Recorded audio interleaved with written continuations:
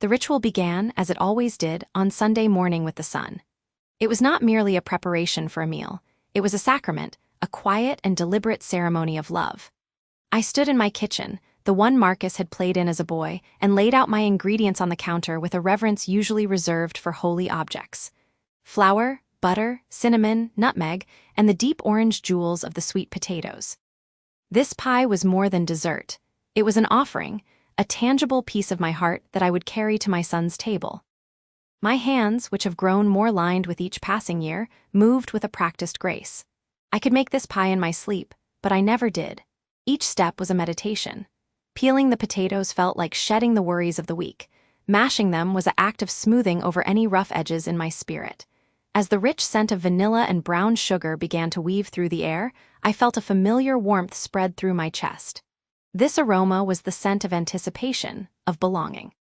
It was the promise of my grandson's laugh, of my granddaughter's too-tight hug, of seeing my son's face light up when he tasted that first bite. It was the anchor of my week, this Sunday dinner, the fixed point around which all my other days revolved. I chose my dress with care, a soft lavender one that Marcus had once said made me look happy. I wanted to look happy. I wanted to be the grandmother who brought joy, not burden. I checked my reflection in the hall mirror, smoothing a stray silver hair back into its place. My eyes, I noticed, still held a flicker of that hope. I picked up the pie, now safely nestled in its carrier, its warmth a comfort against my hand. The drive to Marcus and Lena's house was a short one, but it was a journey through time. I passed the park, where I used to push Marcus on the swings, the library where we would spend rainy afternoons. Every corner held a memory of a life built together, a foundation that felt as solid as the earth itself. When I pulled into their driveway, the house looked just as it always did, a handsome two-story with a neatly trimmed lawn. But something felt different immediately.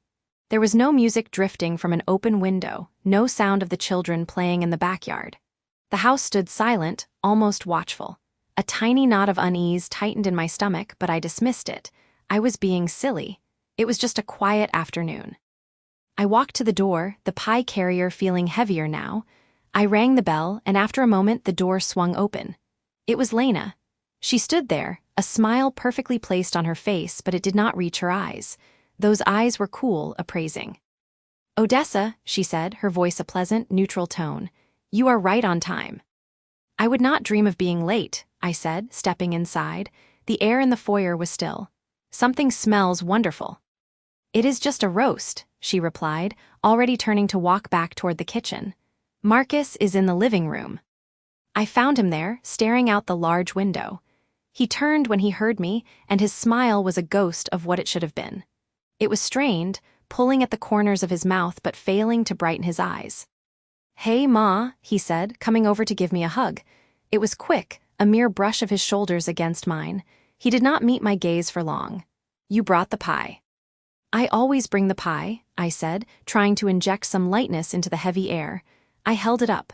"Where are my favorite little people?" As if on cue, a thunder of small feet came down the stairs. Liam, who is 7, and Chloe, who is 5, ran into the room. My heart swelled at the sight of them. They were the very center of my universe. I bent down, arms open wide. "Grandma's here," I chimed. But they stopped a few feet away from me. They did not rush into my arms. They stood side by side, looking at me with a strange, formal expression. Chloe, my little one who usually clung to my legs, spoke first. Her voice was a small, rehearsed thing. "Grandma," she said, parrot-like, "Grandma cannot stay long." The words did not make sense at first. They were just sounds, odd and out of place. I looked from her serious face to Liam S. He nodded, a little man repeating a lesson he had been taught. "Yes," Liam confirmed. "Mommy said Grandma cannot stay long today." The air left my lungs. The words landed not as a statement of fact, but as a blow. I straightened up slowly, my knees protesting. I looked at Marcus. His face had crumpled. He was staring at his children with a pained, helpless expression. He ran a hand over his head, a gesture of distress I knew all too well. "Kids," he started, but his voice was weak, a whisper against the roaring in my ears. Lena chose that moment to re-enter the room. She carried a tray with glasses of water, her movements efficient and calm. She had heard. Of course she had heard. "Now, children," she said, her tone light, as if correcting a minor grammatical error. "We do not say things like that. It is not polite."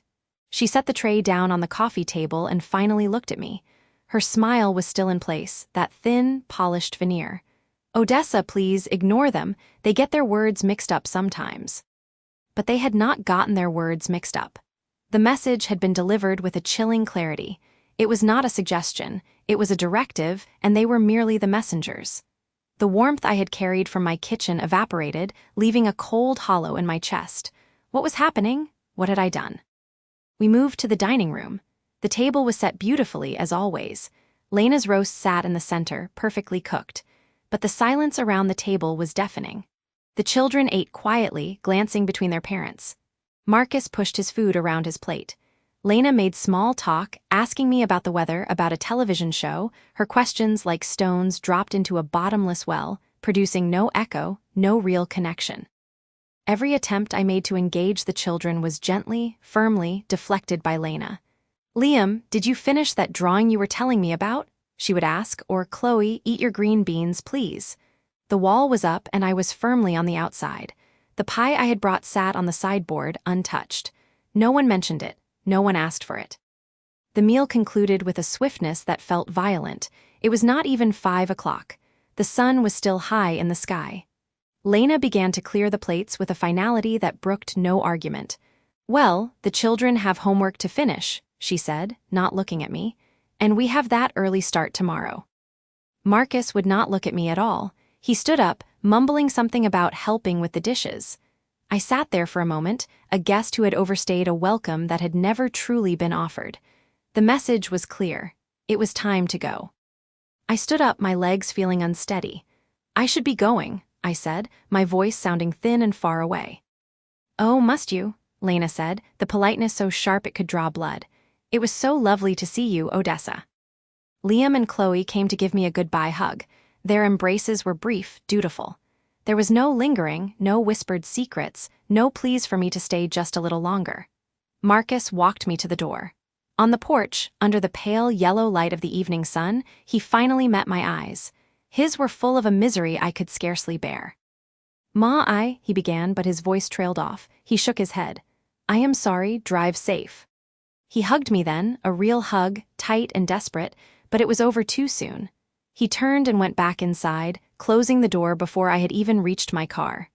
I heard the lock click into place, a final, definitive sound. I got into my car and placed the pie carrier on the passenger seat. The pie was still inside, uneaten. The whole, perfect symbol of my love, rejected. I started the engine and pulled away from the house that held my family. I drove slowly, the streets a blur through the hot tears that now filled my eyes. The question began as a whisper in my mind, but it grew louder with each turn of the wheels, each block that put more distance between me and them.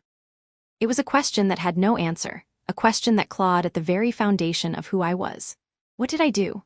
The words echoed in the silence of the car, a desperate, haunting refrain with no resolution in sight. And as I drove toward the emptiness of my own home, a second, more terrifying question began to form. If I did not know what I had done, how could I ever hope to fix it? The silence in my house had become a physical presence, a heavy, cold blanket that smothered the laughter and the light. It had been 3 days since the door had closed on Marcus and Amara, 3 days of jumping every time the phone rang, of staring at the empty chair at my kitchen table, of wandering through rooms that echoed with ghosts of the life I had built.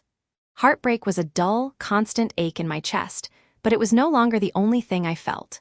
Determination, cold and sharp, had begun to crystallize around the pain. The story Marcus had given me did not fit. It was a cheap, ill-fitting garment thrown over the truth, and I could see the ugly shape of the lie beneath it. I had to start somewhere, and the only other person who had been in the room that day was a 4-year-old.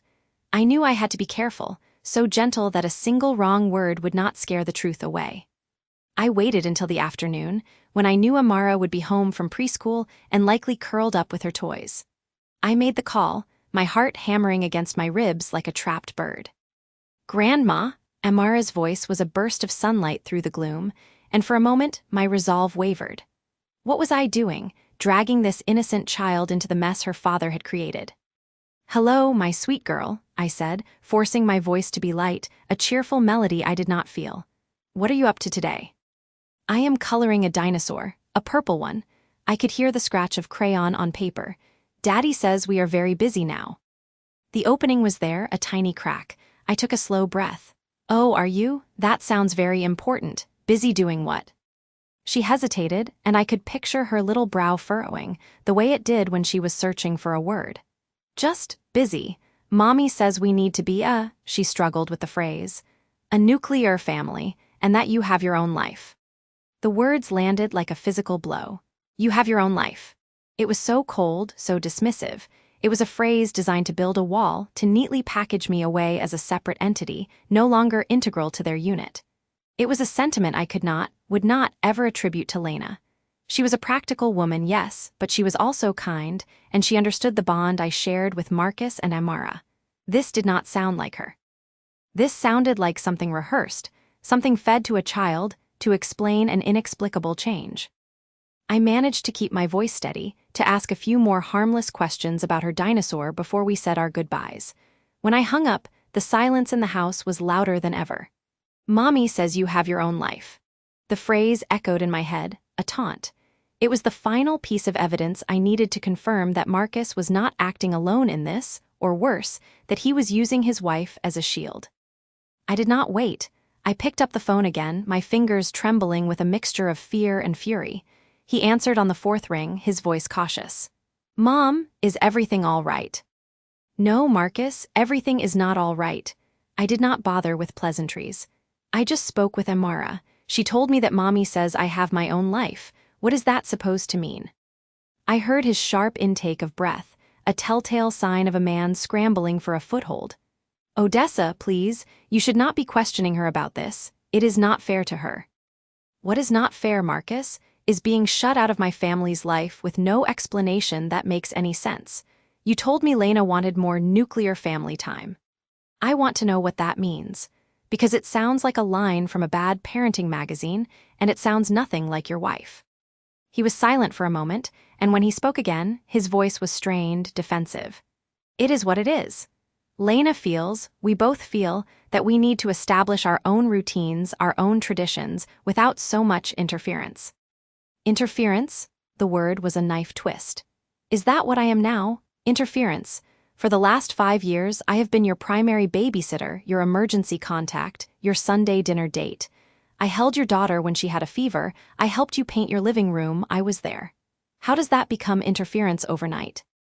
It is not overnight, he snapped, and I could hear the frustration breaking through his carefully constructed calm. It is a process, a natural evolution. You have to accept that things change. I accept change, Marcus. I do not accept lies. There is something you are not telling me. I can hear it in your voice. My own voice broke then, the professional composure I had prided myself on for decades shattering into a million pieces. I am your mother. Whatever this is, we can face it together. Just talk to me. The pause on the other end of the line was long and heavy. I prayed, in that silence, for him to relent, to confess to some financial trouble, a marital problem, anything that I could understand, anything that I could help him fix. But when he spoke, his words were final, a door slamming shut. There is nothing to talk about, Odessa. This is just the way it has to be. You need to respect our decision. The click in my ear was the loudest sound I had ever heard. I stood there in my quiet kitchen, the receiver still pressed to my ear, listening to the dial tone that mirrored the emptiness inside me. He had not even said goodbye. The conversation had left me with more questions than answers, but it had solidified one thing. My son was hiding something significant, and the gentle approach was over. A restless energy took hold of me. I could not sit still. I paced the house, my mind racing over every interaction, every word from the past few months, looking for a clue I had missed. My feet carried me upstairs, toward the one place in the house I rarely visited anymore, the attic. It was a repository of a lifetime, a dusty archive of memories. Perhaps the past held a key to the present. The air in the attic was thick and still, smelling of old wood and forgotten things. Light filtered weakly through a single grimy window, illuminating dust motes dancing in the gloom. Trunks and cardboard boxes were stacked like silent monuments. I did not know what I was looking for, only that I had to look. I started opening boxes at random, my hands trembling as I sifted through the contents. baby clothes that had once been Marcus's, photo albums filled with pictures of my late husband, Robert, his smile forever frozen in time. Each item was a pang of nostalgia, a reminder of a happiness that felt irretrievably lost. Then, tucked behind a box of old Christmas decorations, my fingers brushed against something familiar. It was a wooden box, intricately carved, that had belonged to my mother. Inside, she had kept her most treasured recipes, handwritten on index cards stained with decades of use. The family cookbook. I had not seen it in years. A wave of sadness washed over me as I lifted the lid. This book represented everything I was trying to protect. Tradition, family, a legacy of love passed down through generations. I flipped through the cards, my vision blurring with tears as I recognized my mother's elegant script, then my own younger, more hopeful handwriting. And then, tucked between a recipe for her famous peach cobbler and my first attempt at a Thanksgiving turkey, I saw it. An envelope, yellowed with age, sealed with a blob of dark red wax. It was addressed to me, in a handwriting that made my breath catch in my throat. It was Robert's. My hands began to shake uncontrollably. Robert had died when Marcus was barely 2 years old, a sudden heart attack that had left a crater in our lives.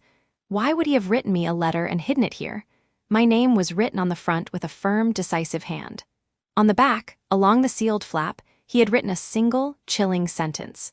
For Odessa, to be read only if the truth is ever in danger of being lost. The air grew cold around me. This was it. This was the key. I carried the box down from the attic as if it were made of glass, my heart pounding a frantic rhythm against my ribs. I sat at the kitchen table, the same table where we had shared 1,000 meals, and I stared at the envelope. Breaking the wax seal felt like breaking a sacred vow, an intrusion into a secret Robert had meant to keep forever. I unfolded the pages. The letter was dated just a month before he died. My dearest Odessa, if you are reading this, then I have failed you in the most profound way. I have carried a secret that was never mine alone to carry, but I swore an oath, and I was a coward who hoped you would never have to know. But if circumstances have led you to this letter, then the time for cowardice is past. I read on, my eyes scanning the words, each sentence a hammer blow to the foundation of my life. He wrote of his own weakness, of a brief, painful affair in a time when our marriage was struggling under the weight of my inability to conceive. He wrote of the other woman, a fleeting presence who had disappeared as quickly as she had arrived. And then, he wrote the words that shattered my world. She became pregnant, Odessa. She had the child, a boy, and then she abandoned him. She left him on the steps of a church with nothing but a note with my name on it. When I learned of him, I went to find him. He was in a foster home, so small and alone, I could not leave him there. He was my son, my blood. I brought him home to you, and I told you the story we agreed upon, that he was the orphaned child of a distant cousin, a child who needed a home. You, my beautiful, compassionate Odessa, you did not hesitate. You opened your heart and you loved him as your own. You gave him your name. You became his mother in every way that mattered. I made you promise never to speak of his origins, to let him believe he was truly ours. I thought it was the kindest thing. But this truth is a poison, and I fear it has now infected the future. The pages slipped from my numb fingers and fluttered to the table. I stared straight ahead, not seeing the kitchen, not seeing anything. The memories came flooding back, not as a smooth narrative, but as jagged, disconnected shards. The suddenness with which Robert had produced a son, the vague story about a car accident claiming the parents. My own joy at finally being a mother, a joy so complete it had blinded me to the inconsistencies. Marcus was not my son. He was the biological child of my husband and a woman I had never known.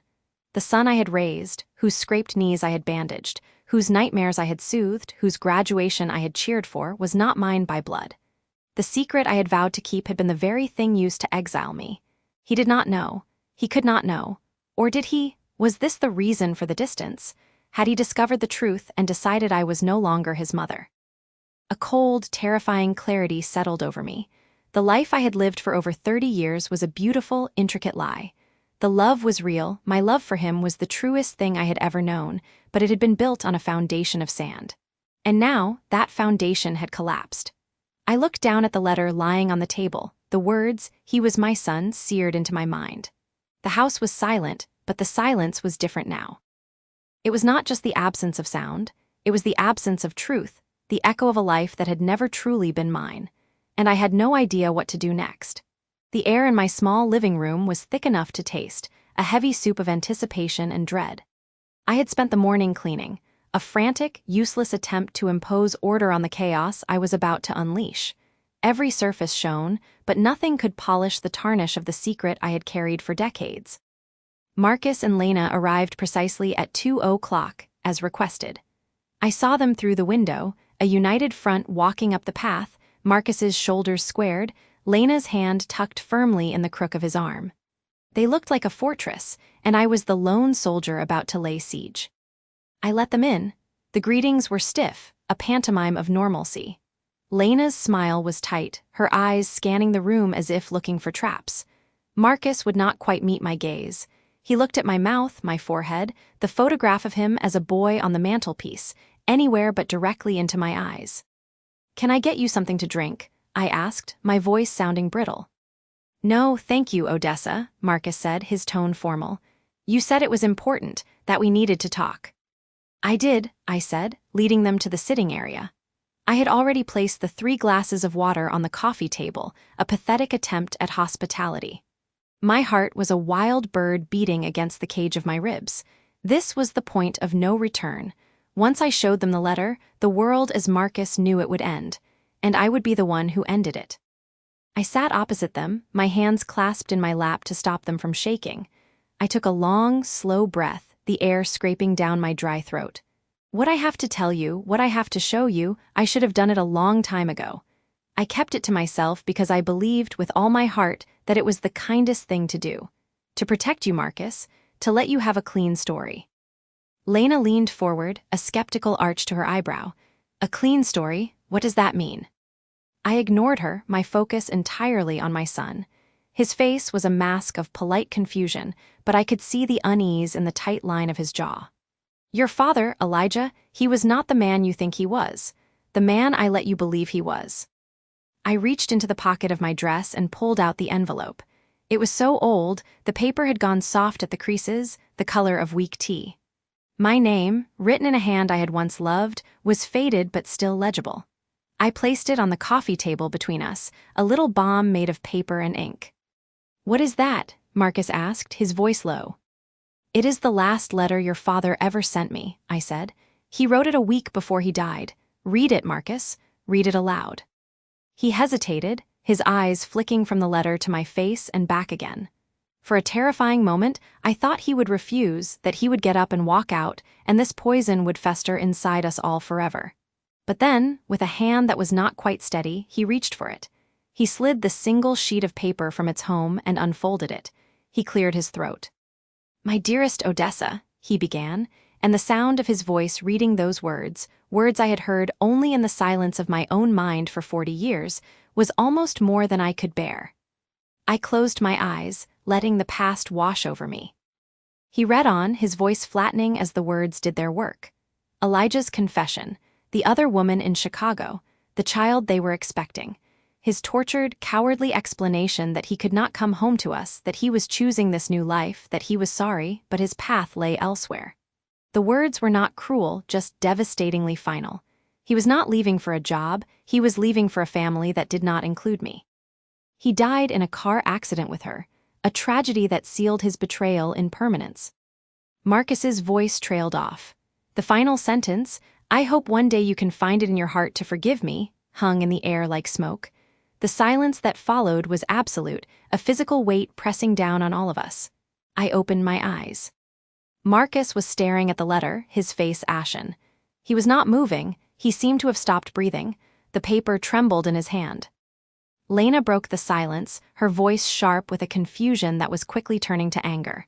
"What is this? What does this prove? That he was a liar, we knew he abandoned you." "No," I said, my voice barely a whisper. "It proves I was the liar." I turned my gaze back to Marcus. "He did not die a hero, he died a man who had run away from us. I could not bear for you to grow up knowing your father did not want you, that he had replaced you before you were even born, so I made him a saint. I built a shrine to a ghost, and I made you worship it." The explosion was not loud. It was quiet, and for that it was more terrifying. Marcus slowly crumpled the letter in his fist, his knuckles white. He lifted his head, and the look in his eyes was one I had never seen before. It was not anger. It was a complete and total shattering. "All of it?" he asked, his voice cracking on the words. The stories about his principles, the story about him standing up to his boss, the fishing trips you said you planned for when he returned, all of it was a lie. "It was a story," I pleaded, "a story to give you a father to be proud of." "I had a father," he roared, the sound tearing out of him as he shot to his feet. "I had a father who was a coward and a cheat, and you let me build my whole life on this fiction." He hurled the crumpled letter onto the table. "My entire identity is based on a lie you told. Who am I? What is any of it for?" Lena stood up beside him, placing a protective hand on his arm. "Marcus, calm down." "Do not tell me to calm down," he snapped, pulling away from her. His gaze was wild, bouncing between us. Did you know about this?" Lena's face hardened. "No, of course I did not, but I knew something was wrong. I knew the story was too perfect. All I ever wanted was to protect you from the messiness. To give our children a legacy that was clean, that was respectable. I did not want them haunted by some complicated, sordid past. I wanted to build a pure family history for them. That is why I asked Odessa to stop." Her confession landed with a thud. Her motivation was not malice, but a cold, clinical desire for order. A misguided attempt to sanitize our history, to whitewash the pain into something more palatable. She had been trying to prune the family tree, unaware she was cutting away the roots. Marcus looked from her face to mine, a man trapped between two different kinds of betrayal. "So you both decided what was best for me? You both kept the truth from me because you thought I was too weak to handle it." He let out a sound that was half laugh, half sob. "I need to get out of here. I cannot be in this room." He did not look at either of us again. He turned and walked out, the front door slamming shut with a sound that shook the entire house. Lena stared after him, her composure finally broken, her face a mask of stunned frustration. She looked at me, and for a second I saw not the stern daughter-in-law, but a woman who had gotten everything she wanted and found it was ashes. "This is what you wanted," she said, her voice hollow. "You have destroyed him." "No," I said, the fight gone out of me. "I have finally set him free. The destruction was already there. I just stopped hiding it." She left without another word. I sat alone in the silent, too-clean living room, the crumpled letter on the table a monument to my failure. I had wanted to protect him, and in doing so, I had wounded him more deeply than the truth ever could have. A week passed, 7 days of a silence so profound it felt like a physical presence in my small house. I did not call. I did not text. I simply waited, trapped in the awful limbo of consequence. Then, on Sunday afternoon, a day that had always been for family dinner, my phone buzzed. It was a single text from Marcus. "Can you come over? Lena has taken the kids to her sister, S. I would like to see you." My hands trembled as I got ready. I did not know what to expect. Anger, tears, accusations. When I arrived at his house, he answered the door himself. He looked exhausted, shadows under his eyes, but the wild, shattered look was gone. He was quiet, subdued. "Come in," he said. I stepped inside. The house was still, missing the chaotic, joyful energy of my grandchildren. He led me to the dining room. The table was set for two, and there, at the head of the table, was a third place setting, an empty chair. He saw me looking at it. "I asked Lena for some space," he said simply. "I do not know what happens next with us, with any of it." He gestured to the table. "But I thought we could eat, you and I." He pulled out the chair at the head of the table for me. It was Elijah's chair. The chair reserved for the ghost we had both served for so long. I looked at the empty place, a stark reminder of the fractures that ran through our family, of the wife and children who were absent because of the truth now present. Then I looked at my son, who was offering me a place at the table anyway. I sat down. He took the seat to my right. There was no food on the table yet. There was only the silence and the two of us and the empty chairs that bore witness. He reached out and his hand covered mine on the tablecloth. His grip was firm. It was not a gesture of easy forgiveness. It was an anchor. It was a beginning. We sat like that for a long time, not speaking, the weight of all that was broken and all that was yet to be mended settling around us. The journey toward forgiveness would be long, and it would be hard. But it had started. It had started with a shared, silent meal and the terrifying, hopeful understanding that from that day forward, we would have to build our bond on the only thing we had left: the truth. And as I looked at my son's tired, resolute face, I knew the hardest part was yet to come.